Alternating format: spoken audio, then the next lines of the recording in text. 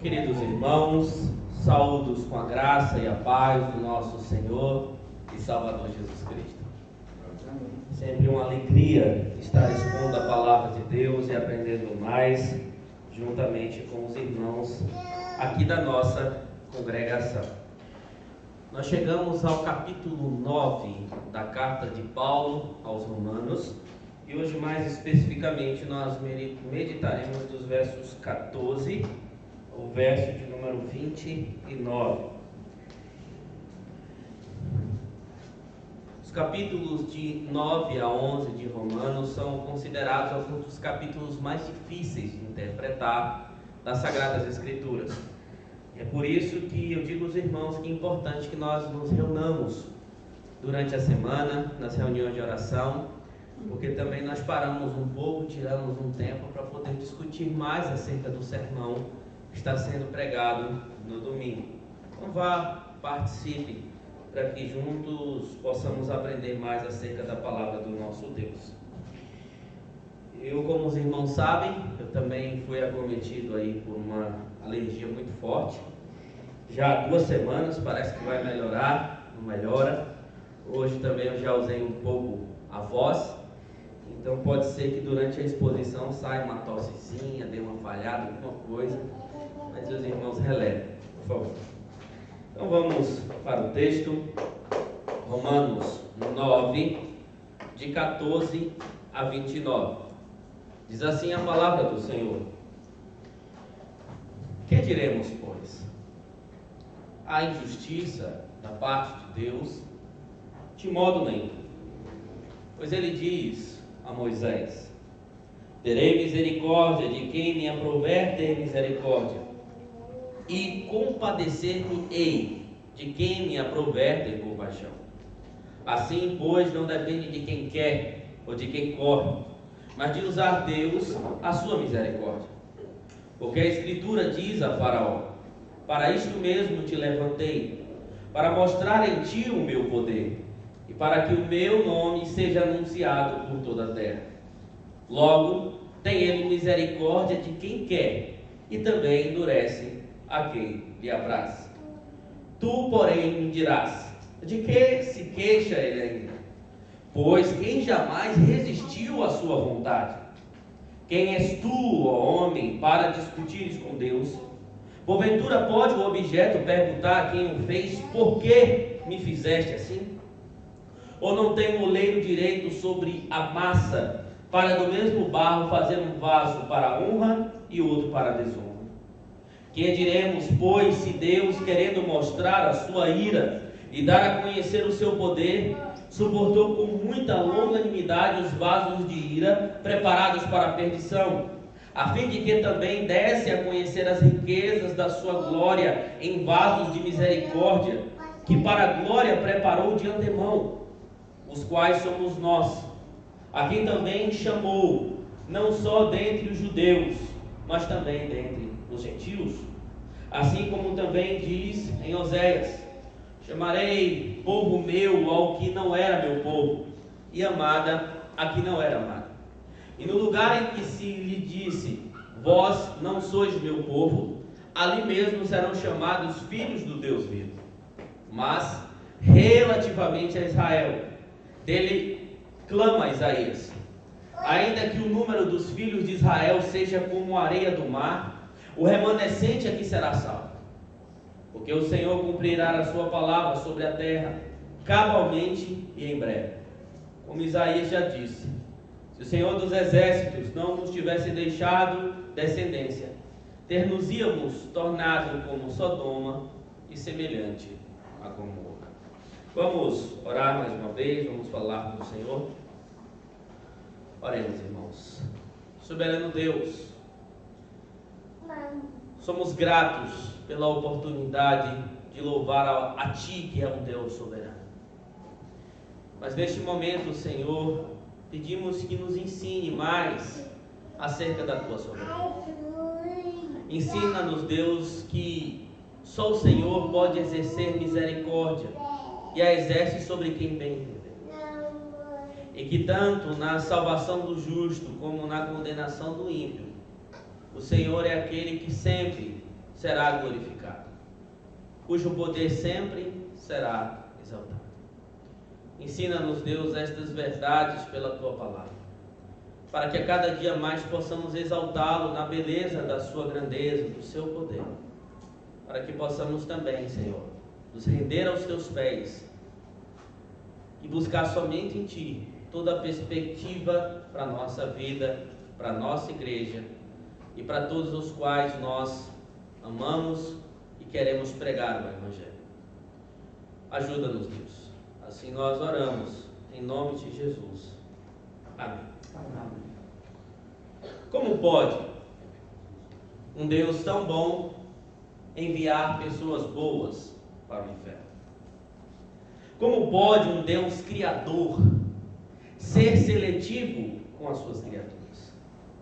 Esses crentes se acham demais. Porque Deus só pode ter misericórdia deles e não de pessoas que pertencem a outras religiões ou até mesmo que não pertencem a nenhum tipo de religião? Irmãos, esses são questionamentos e afirmações comuns de pessoas que ouvem sobre Deus ter preferência em salvar-nos e condená-los. De pessoas que geralmente têm um conhecimento apenas superficial de quem Deus é e de como Ele age na história da redenção. Mas, será que de fato não há injustiça da parte de Deus? Será que o homem natural não pode contribuir de alguma forma para que Deus se compadeça dele, mude de ideia e o salve? E o texto que nós acabamos de ler trará as respostas necessárias para todas essas indagações, mostrando que sim, Deus salva quem Ele quer, exercendo misericórdia sobre quem Ele quer, e que na salvação de uns e na perdição de outros, o poder dele sempre será exaltado. Irmãos, na semana passada chegamos à terceira grande seção da carta de Paulo aos Romanos, que considera os capítulos de 9 a 11, onde Paulo irá tratar sobre o Evangelho de Cristo e o povo de Israel, também sobre a soberania de Deus e a responsabilidade humana. Dentro dessa perspectiva geral, o capítulo 9 começa mostrando, dos versos 1 a 13, que as promessas da aliança estabelecidas por Deus não foram promulgadas para incluir todo Israel étnico, mas sim todo Israel espiritual. Que nem todos que são da nação de Israel são eleitos de Deus para a salvação. E que apesar de serem descendentes consanguíneos de Abraão, nem todos eram descendentes espirituais de Abraão.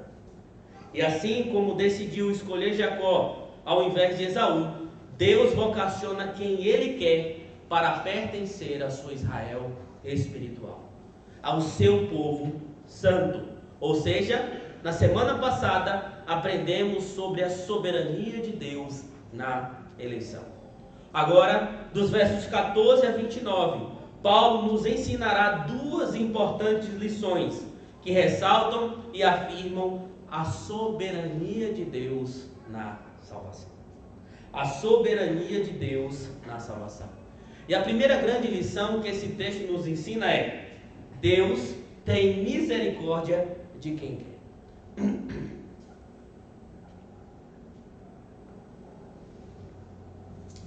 Paulo começa o verso 14 com a expressão já usada outras vezes aqui na carta aos Romanos: que diremos, pois? E ele a utiliza quando antecipava, retoricamente, possíveis refutações que poderiam surgir na igreja em Roma quanto aos seus ensinamentos contidos na carta. E diante de tudo que ele havia falado, alguém poderia concluir que houve injustiça da parte de Deus. É por isso que ele diz aí no verso de número 14: há, portanto, injustiça da parte de Deus? E a resposta é enfática: de modo nenhum. Então, a partir do verso 15, Paulo vai basear a sua declaração que não há injustiça da parte de Deus em eleger uns e outros não para a salvação, em duas passagens do Antigo Testamento. Mas antes de vê-las, temos aqui uma lição muito clara. Só se pode tirar conclusões sobre o ser e sobre as obras de Deus em sua própria palavra. Irmãos, parece óbvio falar isso, mas ultimamente nós estamos enfrentando uma onda de pensamentos onde Deus é moldado ao gosto do freguês, onde as pessoas tiram conclusões sobre Deus, sobre o ser de Deus, sobre o agir de Deus, de acordo com as próprias vontades, de acordo com aquilo que elas acham que é certo. Mesmo Deus dizendo eu não aceito, as pessoas dizem Deus aceita. Mesmo Deus dizendo eu não sou assim, as pessoas estão dizendo Deus é assim, para adequá-lo às suas religiões ou aos seus pensamentos acerca de Deus. Mas o que vemos aqui é um apóstolo utilizando a própria palavra de Deus para fazer afirmações sobre ele. É interessante que dos versos do capítulo 9 a 11, Paulo vai usar mais de 25 citações do Antigo Testamento. Então nós já temos aqui, irmãos, essas lições. E nessa passagem específica, ele começa citando Êxodo 33, 19. Está escrito o seguinte: pois ele diz a Moisés: terei misericórdia de quem me aprouver, ter misericórdia, e compadecer-me-ei de quem me aprouver, ter compaixão. Qual foi o contexto, irmãos, que aconteceu lá em Êxodo 33, 19, que é essa passagem que Paulo está citando aqui? Enquanto Moisés estava em cima do monte falando com Deus ali, ouvindo as leis para passar para o povo estava embaixo adorando a um bezerro de ouro. Estava fazendo aquilo que era abominável aos olhos de Deus. O Senhor então se indigna contra a nação de Israel ali, contra os hebreus, e diz: olha, eu não vou mais com esse povo. Esse povo é desobediente, esse povo me abandonou, esse povo... Aí Moisés vai e intercede pelo povo. O Senhor diz: tá bom, eu vou ter compaixão de vocês. Eu vou enviar o meu anjo à frente de vocês. Eu não vou, mas eu vou enviar o meu anjo. Ele vai à frente de vocês. Moisés aproveita que Deus está ali tendo misericórdia, compaixão, e também pede: Senhor, deixa eu ver a sua glória. Aí o Senhor fala: olha, eu não vou deixar você ver a minha glória totalmente. Você vai ver apenas uma pequena parte. E mediante a isso, o Senhor então dá essa declaração, que Ele tem misericórdia de quem quer ter misericórdia. O que Ele está dizendo para Moisés ali é: eu não vou à frente desse povo porque ele merece. Eu não vou deixar você ver uma parte da minha glória porque você merece. É porque eu tenho misericórdia.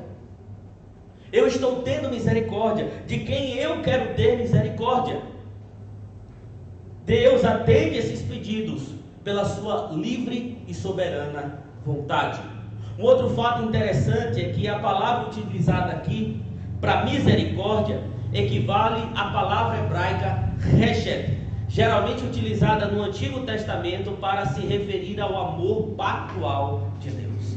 Quando diz que Deus tem misericórdia de quem Ele quer ter misericórdia, não é que Ele escolhe de maneira aleatória. Não, você, agora eu estou escolhendo, esse aqui está vivo, esse aqui está vivo, então esse aqui eu quero ter misericórdia e desse aqui não. Não, Deus tem misericórdia a partir da sua aliança, a partir do seu amor pactual. Essa palavra que é utilizada lá nos Salmos, que o Senhor é misericordioso, que as suas misericórdias duram para sempre. Então Deus tem misericórdia de acordo com a sua aliança, os seus propósitos eternos, a sua predestinação, e o texto nos mostra isso. Isso também, irmãos, nos deixa claro que Paulo concentra a atenção dos leitores na misericórdia seletiva divina, proibindo qualquer consideração ou qualificação humana para exercê-la. Ou seja, a salvação e a misericórdia dependem unicamente de Deus. É uma salvação monergista. É por isso que Paulo diz no verso 16: assim, pois, não depende de quem quer ou de quem corre, mas de usar Deus a sua misericórdia. Essa é a verdade. E para desenvolver melhor o seu raciocínio, Paulo agora vai mostrar que Deus, quando não tem planos de exercer misericórdia sobre alguém, Ele o endurece. Para isso ele cita Êxodo 9, 16. Volte comigo aí para o texto.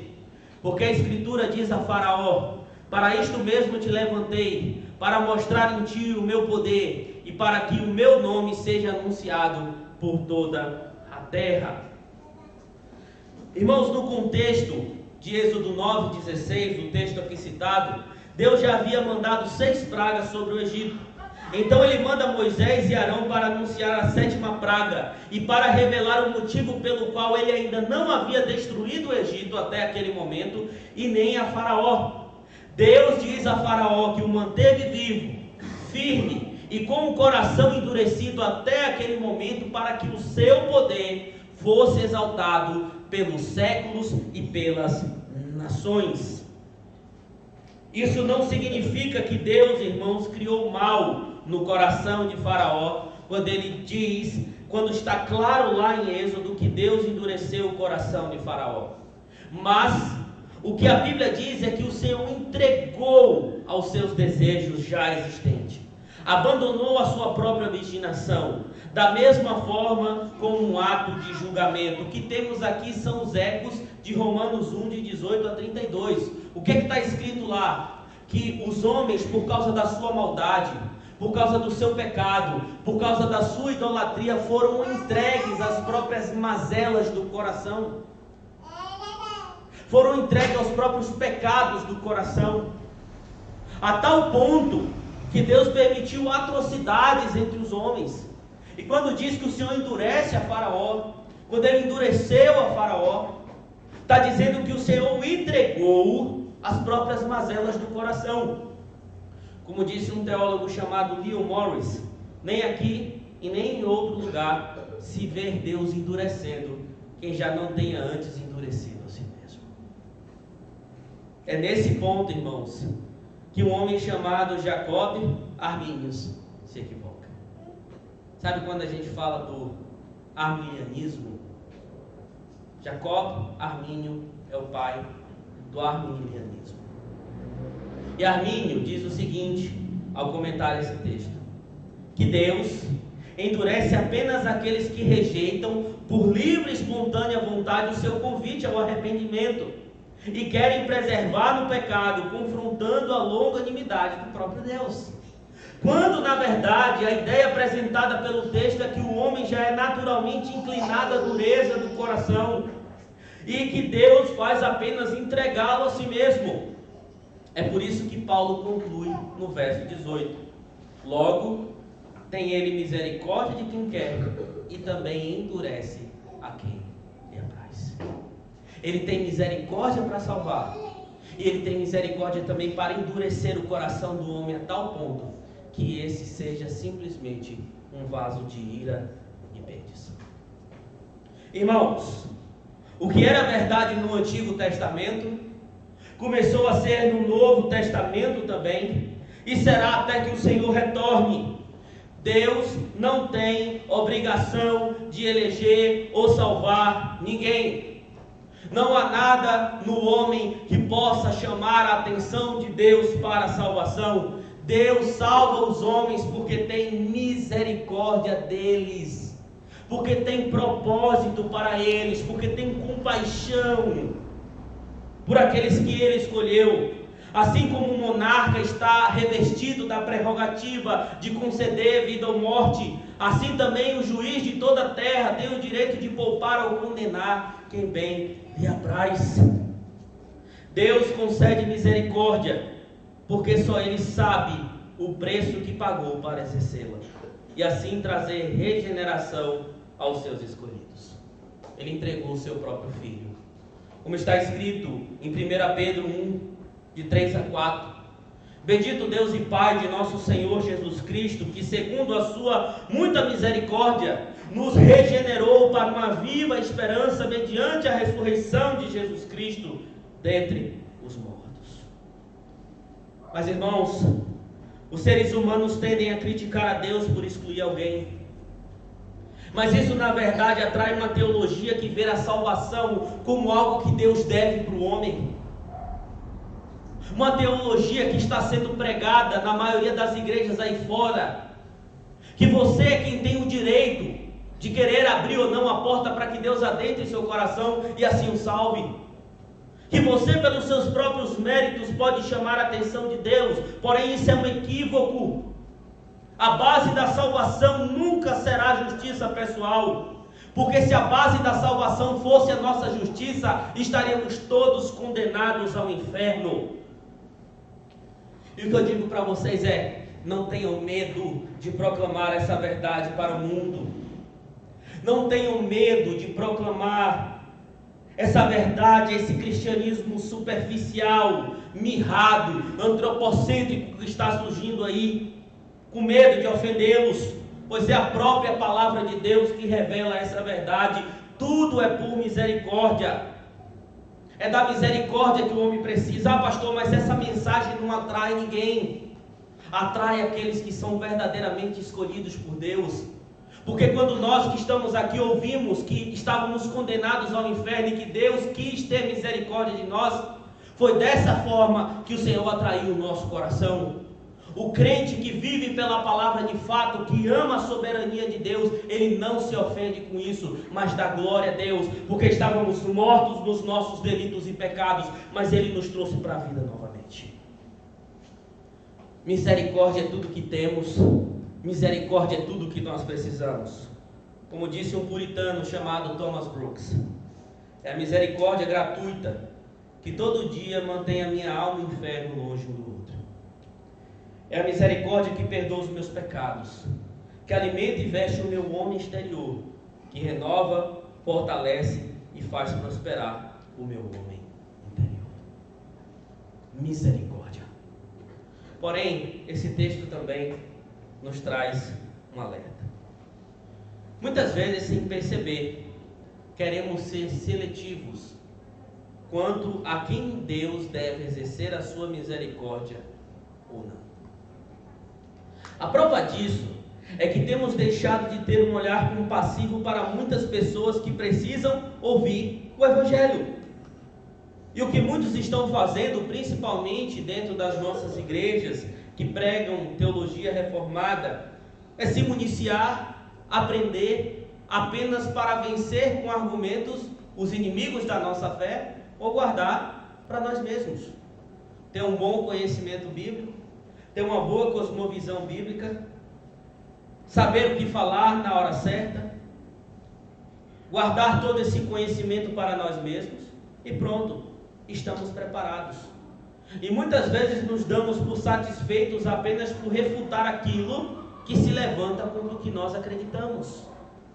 Mas você já parou para pensar que aquela pessoa tão baixa, tão imoral, tão liberal, muitas vezes defendendo vertentes antibíblicas como marxistas, progressistas, pode ser uma alma que está nos planos misericordiosos de Deus?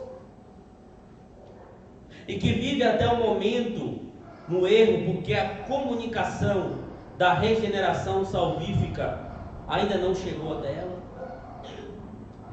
Esses dias, um vídeo surgiu na internet, onde uma moça muito jovem, eu creio que aquela moça não tem mais de 20 anos, numa manifestação pró-aborto nos Estados Unidos, gritava compulsivamente: nós amamos matar bebês, nós amamos matar bebês. E quando alguns de nós olharmos para aqueles vídeos, olhamos para aquele vídeo, certamente um repúdio tomou conta de nós. E de maneira correta, nós questionamos a atitude dela, porque ela está fazendo algo que fere a palavra de Deus. Mas quanto de nós, ao olharmos uma situação como essa, vemos que ali pode ter uma alma que o Senhor deseja salvar? Assim como também pessoas que você conhece na sua família, que parecem imorais. Quem sabe Deus não tem um plano para a vida dela? No seu trabalho, no seu círculo de amizades interpessoais. E o que nos cabe? Nos cabe levar a pregação do Evangelho a essas pessoas. Porque se Deus tiver uma misericórdia para aquela pessoa, ela virá. Não nos cabe a seletividade, pois ao Senhor pertence a salvação. Ah não, para esse aqui eu quero pregar, que eu acho essa pessoa legal. Ah não, esse aqui é um bêbado bagunceiro, uma pessoa que gosta de usar drogas. esse aqui eu acho que eu não vou pregar, nem vou encostar. Não, aquela pessoa é legal, mas essa aqui é muito chata, então eu vou pregar para essa porque talvez Deus salve, mas aquela chata eu não quero nem encostar. Não, irmãos, não nos cabe isso. Porque lá em Miqueias 7,18, a palavra de Deus diz que o Senhor tem prazer em exercer misericórdia. E Ele a concede como quer a quem bem quer. Portanto, a primeira lição é: Deus tem misericórdia de quem quer. Quando Ele não quer ter misericórdia, Ele endurece para que a pessoa possa se perder eternamente. A verdade é essa. Mas tem outra lição aqui no texto, muito importante. Paulo nos ensina que Ele, Deus, é glorificado tanto na salvação dos eleitos, quanto na condenação dos rébeldes. Deus é tanto glorificado na salvação dos eleitos, quanto na condenação dos rébeldes. Diante da afirmação de que Deus tem o poder e o direito de exercer misericórdia ou não sobre quem bem entender, outra possível pergunta poderia ser levantada. Verso de número 19.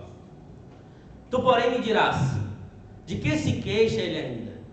Pois quem jamais resistiu à sua vontade? A ideia apresentada por essa pergunta é: então do que Deus se queixa? Por que ele reclama dos que são pecadores, sendo que no fim das contas depende só dele salvar um e condenar outros? Se nós olharmos para o Antigo Testamento, os profetas, tanto os maiores quanto os menores, sempre vinham com palavras de Deus contra o pecado de Israel. O Senhor chamava Israel ao arrependimento. O Senhor falava que Israel estava pecando, indo contra a sua vontade. Aqui mesmo Paulo vai dizer em Romanos 1, conforme nós já vimos também, que o Senhor fala contra os homens que vivem em pecado. Então, se Ele é soberano, do que Ele se queixa ainda? Se é Ele que salva, se é Ele que condena. Irmãos, essa resposta que vem em seguida é muito forte para pessoas que fazem esse tipo de questionamento. Verso de número 20 e 21. Quem és tu, ó homem, para discutires com Deus? Porventura pode o objeto perguntar a quem fez: por que me fizeste assim? Ou não tem o oleiro direito sobre a massa para do mesmo barro fazer um vaso para honra e outro para desonra? Olha a resposta do apóstolo Paulo. Mas essa aqui não é uma resposta qualquer. Paulo está usando a mesma analogia que Isaías usou há muitos anos antes. Aconteceu que quando Israel ouviu que Deus usaria Ciro para libertá-los, para ter misericórdia deles, muitos questionaram: mas Deus vai usar um rei ímpio para isso? E a resposta que veio do Senhor por intermédio de Isaías foi: ai daquele que discute com seu Criador. O caco entre outros cracos de barro, por acaso o barro dirá o que o formou: que fazes? Ou dirá a tua obra: nem tem mãos? A verdade aqui, irmãos, é que se o oleiro tem direito sobre o barro que faz, o que dirá Deus, Criador de todas as coisas, e fazer o que quiser com a massa de barro que se desfez em suas mãos? Irmãos, o homem veio do pó, do barro, se desfez por causa do pecado. Gênesis 3. Deus, como Criador, é quem decide deixá-lo assim ou refazê-lo. Desculpe, irmãos, eu avisei que ia sair um pouquinho disso aqui. Porque Ele é o Criador e criaturas não contendem com o Criador. Imagine a pessoa que produziu esse culto aqui. Em nenhum momento, certamente, o púlpito virou para ele e disse o seguinte: olha, eu não estou gostando do jeito que você está me fazendo. Não é melhor você fazer assim? Não é melhor você fazer de outro jeito? Da mesma coisa com esses bancos, com essas caixas de som, com as paredes dessa igreja. Você, quando faz uma comida, quando produz alguma coisa, por acaso o que você está fazendo vira para você e diz assim: eu não estou curtindo o jeito que você está fazendo. aquela picanha na pedra que a gente comeu, não virou pra gente e disse assim: olha, eu não estou gostando do jeito que você está me fazendo, não joga alho em cima de mim. Esse tipo de coisa não acontece. Mas os homens que são criaturas tendem a questionar a Deus. Mas pastor, essa condenação é injusta, porque nós somos homens e mulheres. O ser humano é um ser racional. O Senhor está nos comparando com um púlpito, com um banco, com a comida.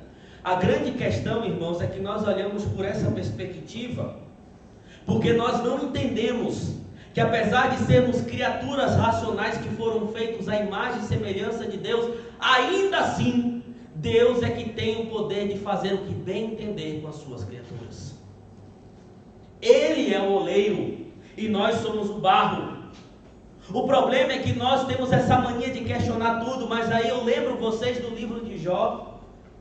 Todo mundo sabe a história de Jó, mas por 16 vezes Jó chegou diante de Deus e perguntou por quê. Por que isso está acontecendo? Por que eu estou sofrendo? Por 34 vezes, Jó vai fazer queixas diante de Deus. Mas Deus aparece para Jó e faz 70 perguntas retóricas a ele. Onde é que você estava quando eu coloquei os céus no seu firmamento? Onde é que você estava quando eu criei os exércitos existentes nos céus e na terra? Onde é que você estava, Jó, quando eu fiz todas essas coisas? Aí sabe o que é que Jó diz? Eu te conhecia só de ouvir falar, mas agora os meus olhos te veem. Porque Jó tinha um conhecimento sobre Deus raso, mas quando Deus se revelou a ele, mostrando de fato a sua grandeza, Jó apenas teve a oportunidade de se render, de dizer: sim, Senhor, tu és grande. E todo o sofrimento na vida de Jó, apesar de pensarmos que foi desnecessário, foi para a glória de Deus. O grande problema é que essas afirmações entram em confronto com a humanidade que tenta ser autossuficiente. A soberania de Deus mexe com o orgulho dos homens. Por isso muitos não aceitam a verdade que Deus faz o que quer com as suas criaturas. Mas não importa o que digam, Deus continuará sendo soberano. Porém, uma outra coisa que precisamos entender à luz do texto é que a soberania de Deus em agir como entender com as suas criaturas visa a demonstração do seu poder e a sua própria glória.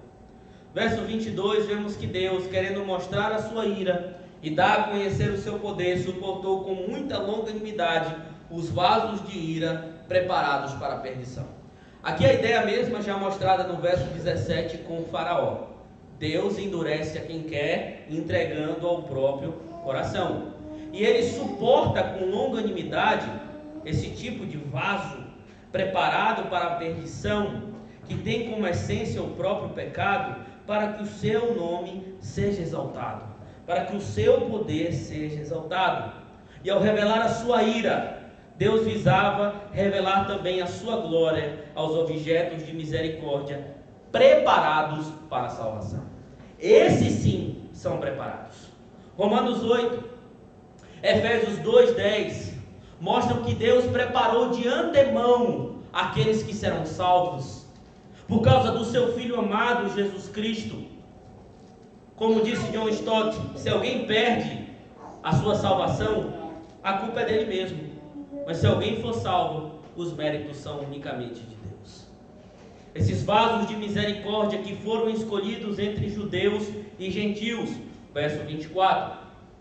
Lembre-se que Paulo ainda está argumentando para mostrar que Deus não foi injusto com a nação de Israel, pois não decidiu salvar todos os israelitas, mas como soberano, decidiu eleger aqueles que pertencem a Israel espiritual. São filhos espirituais de Abraão, como já estava revelado no Antigo Testamento. A partir dos versos 25 a 29, Paulo vai fazer mais 4 citações no Antigo Testamento. As duas primeiras são citações de Oséias 2:23 e 1:10, utilizadas para mostrar que a salvação dos gentios já estava prevista no Antigo Testamento, versos 25 e 26. E depois mais 2 textos do livro do profeta Isaías, Isaías 10, de 22 a 23 e 1:9, para mostrar que Deus foi tão misericordioso com Israel, que salvou um remanescente santo de verdade, e que se não fosse a misericórdia de Deus, Israel teria se tornado como Sodoma e como Gomorra. O que é que Paulo está mostrando aqui? O ímpio é condenado. Aqueles que são alvos da misericórdia são salvos, entre judeus e gentios. Tudo é pela misericórdia de Deus. E isso visa mostrar o poder e a glória do próprio Deus. Irmãos, algumas aplicações a mais sobre isso. Só aqueles que não entendem quem Deus é, buscam justificativa sobre a sua justiça. Entendam, Deus é criador e os homens são criaturas. Deus é santo e nós somos pecadores. Deus é soberano e nós somos limitados. Deus é oleiro e nós somos o barro. Deus tem o controle da vida do homem e não o homem controle da vida de Deus. Quando tentamos entender Deus de baixo para cima, vemos apenas um Deus caricato. Quando nós olhamos Deus nessa perspectiva humana tão rasa, vemos esse Deus caricato, esse paizão que abraça todo mundo, que salva todo mundo que quer ser salvo, que no final das contas não vai condenar de Deus ninguém. Mas isso é uma mentira, isso não é verdade, porque quando olhamos a Deus por meio da sua própria palavra, entendemos que Ele é soberano para salvar quem Ele quer. Ah, pastor, não aceito isso. Deus não precisa que você aceite nada. Ainda assim Ele será Deus. Ainda assim Ele vai salvar quem quer e condenar quem quer também. Agora, isso não significa, irmãos, que nós cristãos não podemos ter dúvidas acerca da soberania de Deus. Eu sei que não é uma coisa fácil ver isso. Eu sei que não é, porque muitos aqui, inclusive eu, temos parentes amados que são descrentes. E você prega o evangelho, e a pessoa não quer saber de Deus. Você fala do amor de Cristo para pessoas que você tem relacionamentos, bons relacionamentos, e elas não querem saber de Deus. E às vezes, nós na nossa fraqueza e na nossa falta de conhecimento questionamos: Senhor, por quê? Por que eu prego para minha esposa e ela não se converte? Por que eu prego para os meus filhos e eles não se convertem? Por que eu prego para o meu marido e não se converte? Senhor, o Senhor vai deixar perder-os? Na nossa fraqueza nós questionamos, e Deus não vai nos fulminar por causa disso. Mas o que Deus não suporta é a soberba. É chegar e dizer: não, eu sou o seu servo, eu vou à igreja, o Senhor tem obrigação de salvar quem eu quero. O Senhor tem obrigação de me salvar. É isso que Deus não aceita. Ele é soberano. O que nós devemos é tirar dúvidas acerca da sua soberania na sua palavra. Isso também não significa que o Senhor nos odiará, meus irmãos, quando nós demonstramos esses momentos de fraqueza. Nada pode te separar do amor de Deus, nem mesmo questionar a Deus como Jó fez. Mas tem uma outra coisa aqui que nós precisamos aprender.